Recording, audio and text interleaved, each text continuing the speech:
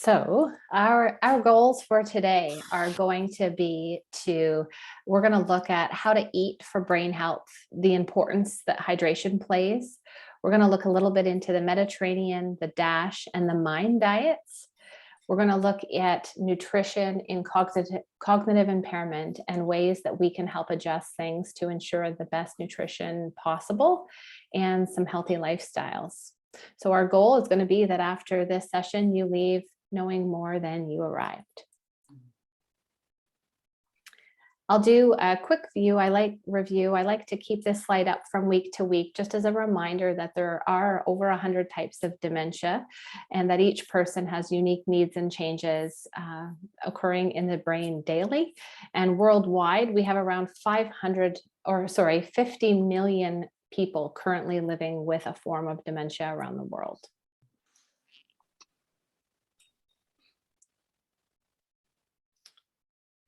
So 4 ways to support a healthy brain. Today's focus is going to be primarily on brain health through the diet and some healthy lifestyle choices through eating.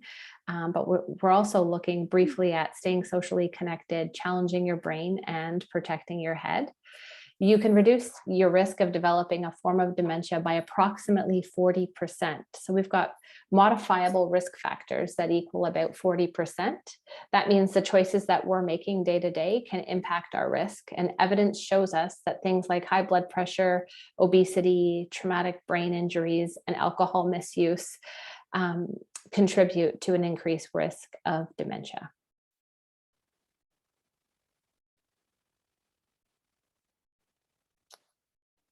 So our first poll question for today. All right. Does drinking water help to improve your sleep quality and your mood? Yes or no?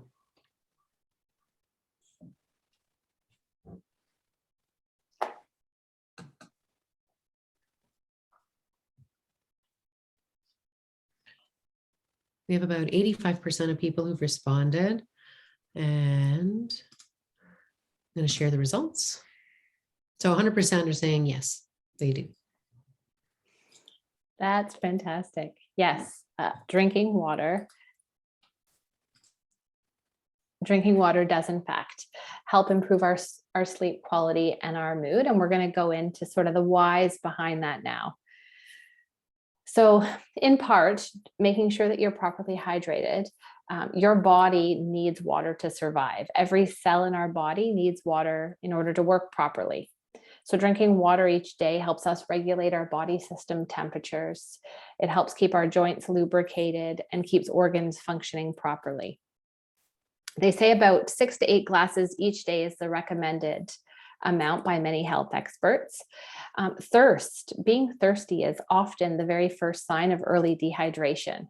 As little as 2% fluid loss can lead to memory and less concentration and a decrease in our mood levels. So it's a pretty small amount that our bodies can actually start to feel the effects of not having had enough water. Drinking enough water gives us the energy we need. It decreases our joint pain and helps our joints stay lubricated. Really, the benefits to drinking enough water are endless. Our blood is made up of a large portion of water, and if you're not drinking enough, it can cause electrolyte imbalances, which affect proper functioning of our hearts. So drinking enough water helps in transporting these nutrients to all of the necessary organs. A friendly challenge that I would like to put out there to everyone is just to increase the amount of water you drink today by 1 extra glass. Making some small changes can really make a difference in how you feel each day. Some helpful tips for those of you that don't really like drinking water would be flavor it up. There's lots of low sugar or sugar-free options out there to add some flavor to your water. You could try adding some sparkle. Try the bubbly water-based drinks.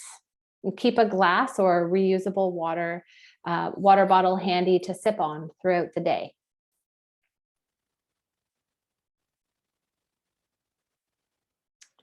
The first of a few diets we're going to look into today is the Mediterranean diet. And I would just like to share with everyone, I'm not a dietitian by any means. Nursing is my background, but I have lots of experience, and I have looked into reputable sites that are peer reviewed and have had clinical trials in the information that I'm sharing with you today. And I'll share some of those sites at the end of the presentation. The first diet is the Mediterranean diet. This name is really just a generic term based on traditional eating habits in countries bordering the Mediterranean Sea. This diet mainly limits adding sugars, sodium, and highly processed foods, including refined carbs, saturated fats, and processed meats.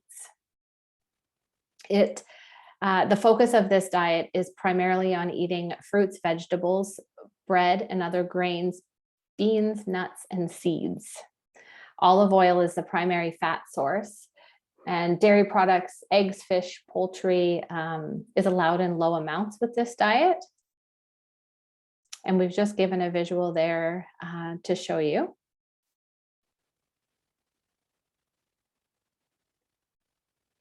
The next one we'll briefly look at is the DASH diet. This stands for dietary approaches to stop hypertension, which is high blood pressure. This diet also focuses on eating foods such as fruits, vegetables, whole grains, fat-free and low-fat dairy, fish, poultry, beans, nuts, and vegetable oils. The DASH diet was developed in the 90s and is still pretty popular today. Many physicians will recommend people with high blood pressures to go on this diet. The main differences between the DASH diet and the Mediterranean diet is that the Mediterranean diet promotes more fish and less dairy than the DASH. To tie in how this diet helps reduce the risk of getting dementia, if you have high blood pressure, you're at a greater risk of having a stroke, which in turn increases your risk of developing dementia. Many types of dementia have a vascular component to it, so this is one way we could lower our risk.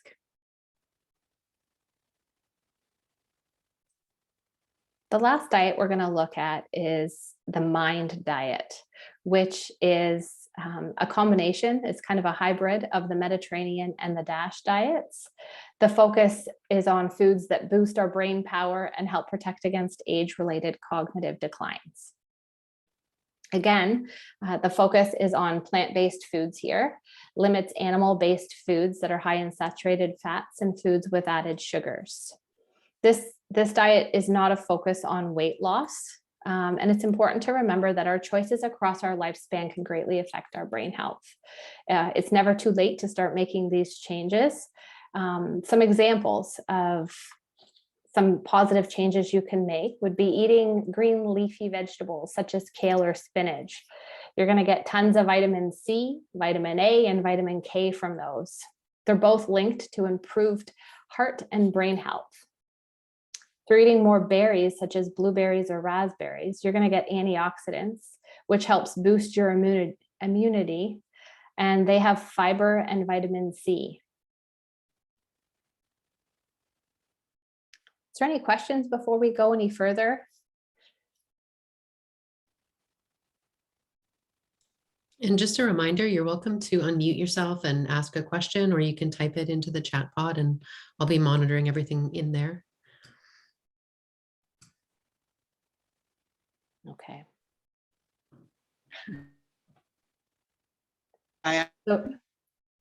Oh, is there a question?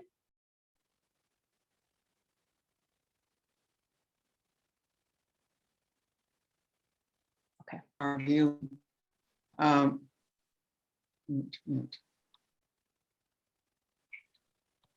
Can I? I'm hearing someone talking, but it's coming in and out. If you want to just type your question in the chat pod, it might be easier. I can't quite tell who's trying to speak. Oh, okay. Oh, there's Dolores. I see you now. Hi. Okay. Can you hear me? We can. Oh, okay. Is there a certain amount of water that you shouldn't go over when you're eating a meal? Like if you drink too much water or fluids, can that suppress your digesting your minerals and vitamins and everything? I know often drinking too much water while you're eating, it makes you feel full sooner. So you end up eating a little bit less because you have that feeling of full. I would say as long as you're sipping your water during your meal, that should be great. Okay, like half a cup or something, but not much more than that. I think it depends on the person, and knowing kind of how much that person drinks throughout the day and eats throughout the day makes a difference. Yeah, okay. Yeah, Thank there's you. definitely a few schools of thought about that, Dolores. Like I know when I have spoken to naturopaths and dietitians, sometimes they say that you shouldn't drink anything during meals, because of what you're saying, that it impacts digestion. But I don't know. To me, that would just be sort of hearsay at this point. I don't know what the guideline would be, Okay. but definitely you could ask a naturopath about that, or a doctor even. Right. Thank you. Thank you. Welcome. So this next slide sort of sums up some of the things that we spoke about in the last couple of slides. Keeping in mind with any eating or diet changes that balance and moderation really is the key. To eat until you're comfortably full, not until you feel stuffed. And that definitely takes practice. Lots of fruits and vegetables, especially the green vegetables, which are really high in vitamin K. Eating fish, beans, and nuts a few times a week, including the healthy fats from olive oil, nuts, and fish, and to limit our red meat and processed meats, especially, include low fat dairy products in the diet, and have whole grains over refined carbs. Whole grains can include brown rice. The main difference between a whole grain and a refined carb is that whole grains have been very minimally processed.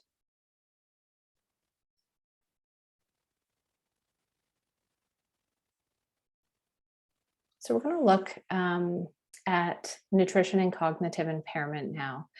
We've spent our time up to this point talking about a brain healthy diet. Now I'm going to tie in and talk about how we can make meal times for a person living with a form of dementia as positive as we can. First and foremost, we need to know the person, their likes and their dislikes, and what their appetite is like, times a day that they prefer or respond more positively to eating. Facilitating mealtime is so important and includes things like ensuring there's enough time to eat and not feel rushed, cutting out or limiting distractions, and cutting the food when needed.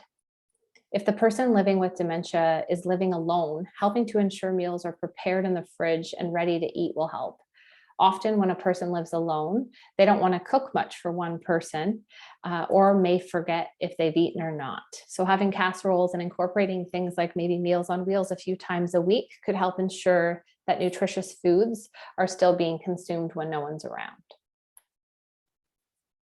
Encouraging independence, even in the later stages, modifying how the food can be delivered so that the person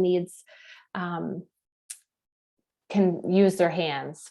So as long as someone can use their hands, they can still help feed themselves. One technique and approach we use when someone is having difficulty with the regular utensils is getting the modified wider handled and gripped utensils so that they can still feed themselves. Another process would be if someone's losing the ability to use their arms, would be to use that hand under hand approach so that you're helping guide, but they're still using their hand in the process.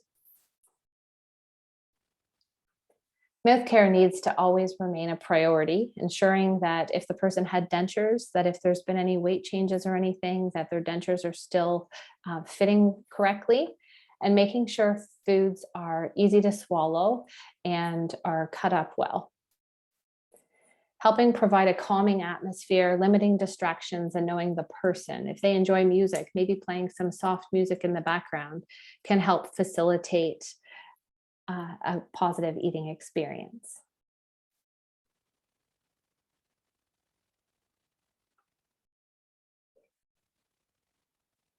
So creating change. So here's some tips. Try out the Mediterranean and the Mayan diets. Enjoy a variety of foods that have many different colors. Be mindful of your eating habits and choose appropriate portions. Eating healthy snacks and drinking plenty of water. Find healthy ways to add flavor. So in your foods, you might want to try adding some herbs and spices to keep things interesting. Planning meals in advance helps develop healthy eating patterns. And in this way, you don't have to leave what you're eating to chance, especially with a busy schedule.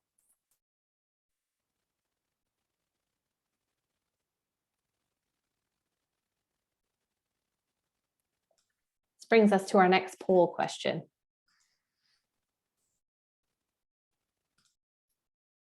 All right, the question is, it's true or false? The color of a plate the person with dementia eats from will impact the amount of food they eat. Is this true or false? And Janice, I saw your question. We don't sell the utensils here. However, I'm trying to see, we have a fact sheet that includes assistive devices and where to get them. And I'm just trying to confirm if there are these modified utensils on the fact sheet. And either way, we can direct you to a website where you could purchase them. I don't know that you can purchase them locally, potentially like through a Murphy's Pharmacy type thing, but I would say you'd have much more success finding them online. But I will get back to you on that in a few minutes, Janice. I'm going to just end this poll and I'll share the results. So it looks like 90% said that the color of a plate is going to impact the amount of food that they eat. Now, if anyone is willing to share the why behind that, I would love to hear why you think the color makes a difference. And you can type in the chat bot or unmute yourself.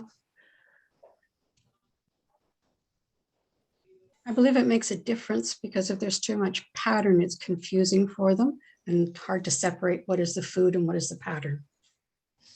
Absolutely. Yes. Researchers have found that actually persons living with dementia will consume approximately 25% more if you're eating from a colored plate as opposed to a white plate. And it does appear to be connected with the way someone sees the plate. And it brings us back to contrast again. Our last week, we spoke a little bit about contrast and how important color differentiation is because of depth perception and visual changes happening. So this is directly connected into that.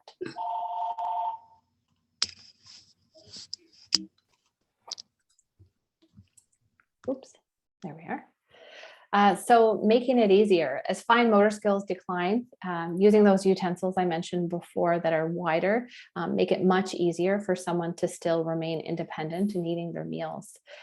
The other thing that you can consider is finger foods to help someone eat more frequently.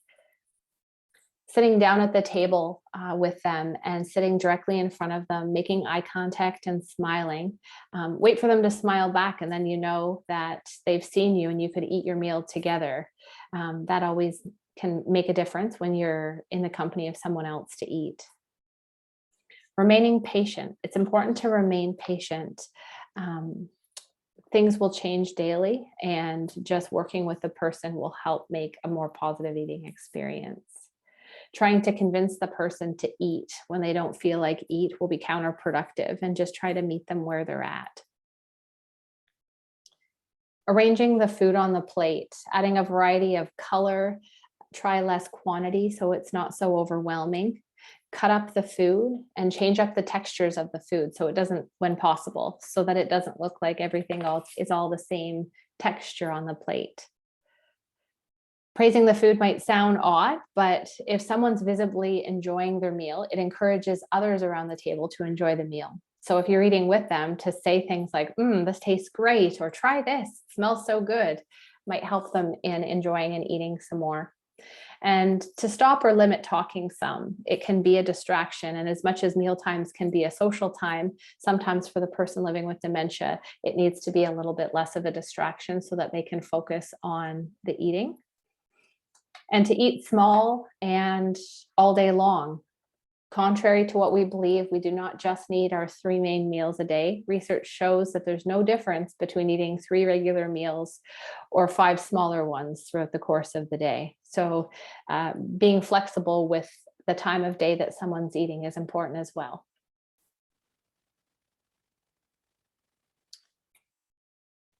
So to summarize sort of what we went over today, staying hydrated has health benefits for every single system in our bodies. It's so important. And I hope that you take me up on the challenge of having just 1 extra glass of water today. What we consume impacts our overall health, especially our brain health, and making healthier choices help prevent and protect against getting a form of dementia. Mind Diet is a brain healthy diet. And I encourage you to look more into that.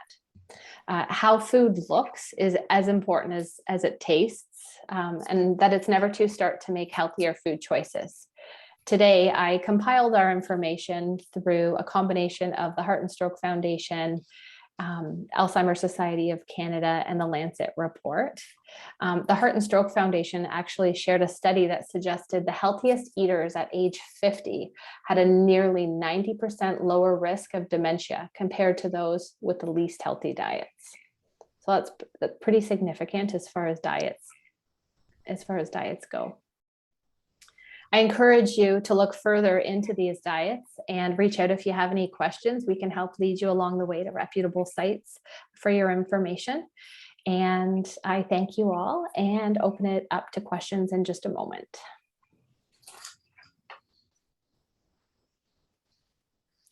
So again, you're welcome to unmute and ask a question, or you can type it in the chat pod. And to let you know, we have another session coming up next week. It's going to look at physical exercise and dementia. It's specifically going to look at what are the types of exercise, the frequency that are best for brain health. And it'll look at the importance of exercise if a person's been diagnosed with dementia. In May, as I mentioned earlier, we'll be looking at dementia-friendly communities. What does it take from all of us and from businesses and municipal services to make a community more dementia-friendly, to allow people with dementia to stay engaged meaningfully in their home communities. And then on May 26th, we're going to talk about young onset dementia, which looks at cognitive changes under the age of 65 and the impact on people and families and kind of the special planning that you have to do if that's the diagnosis that's been received. There's also, for the health providers who've joined us today, there's DCT training coming up in both in Summerside, Montague, and Charlottetown. Those dates are available on our website as well. Just check the chat pod. For any of you who might be new to us, this is a list of some of the programs and services we provide to caregivers and to persons who are living with dementia. And if you do need any support, I encourage you to give us a call anytime. We do a lot of one-on-one work, just answering your questions and helping you to plan and understand some of the changes that happen as dementia progresses. We also do family consultations because sometimes it's nice to plan together or to talk together as a family. And I'm going to get you to go to the next one too, Shelley. We're almost at time here, but there is still some time. The link and email for signing up next week already would have gone out, but it's accessible on our social media, or I believe on our website as well. But Dolores, if you want to give a call in, we can also help you to get registered for next week's webinar. As you know, I hope you know that every year we do the IG Wealth Management Walk for Alzheimer's. It's coming up at the end of May, on May 29th. We're having a very cool kickoff broadcast as the Atlantic provinces on May 1st, and that'll be like a 1-hour video broadcast with lots of local celebrities and musicians and people from around the Maritimes talking about their journey with dementia. So please check in on our social media and join us on May 1st for that. We hope you'll consider donating or putting in a team into the walk. And again, joining us for an in-person walk on in O'Leary, Summerside, Charlottetown, and Montague on May 29th. And thank you again for joining us. Okay.